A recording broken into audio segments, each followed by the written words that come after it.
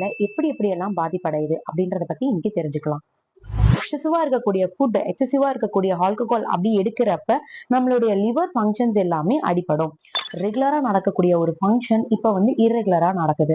So ரெகுலரா என்னென்ன functions பண்ணோம் அப்படின்னு பாத்தீங்கன்னா, ஃபர்ஸ்ட் ஆஃப் ஆல் நம்ம உடல்ல இருக்கக்கூடிய கழிவுகளை வெளியே தள்ளுது அண்ட் டீடாக்சிஃபை பண்ணும். லிவரோட மெயின் வேலை அதுதான்.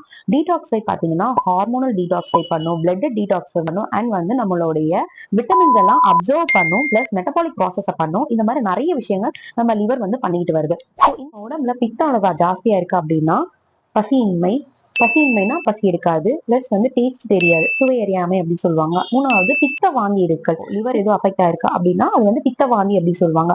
ஃபர்ஸ்ட் என்ன பாத்தீங்கன்னா இன்டைஜஷன். இந்த மாதிரி சிம்டம்ஸ் தான் உங்களுக்கு நம்மளுடைய லிவர் ஃபங்க்ஷன்ஸ் எல்லாமே அடிபடும். நம்மளுடைய சித்த மருத்துவம்ல ஒரு சில மருந்துகள் இருக்கு. இது ஆடாத்தோடை லீஃப் ஜூஸை 10 to 20 டிராப்ஸ் ஹனில கலக்கி குடிக்கலாம். செகண்ட் என்னன்னு பாத்தீங்கன்னா மண்டூராதி குடிநீர் அப்படின்னு சொல்லுவாங்க, அதையும் எடுத்துக்கலாம். பிளஸ் அதுவும் இல்லாம நெரிஞ்சல் குடிநீர் சொல்லுவாங்க, அதையும் எடுத்துக்கலாம். கற்பங்கள் பாத்தீங்கன்னா கற்பங்கள்ல கரிசாலை கற்பம், தேனநல்லி கற்பம், இந்த மாதிரி விஷயங்கள்லாம் நீங்க ரெகுலரா எடுத்துக்கிட்டோம்னா லிவர் கல்லீரல் பாதிப்புல இருந்து நம்ம வெளியே வரலாம்.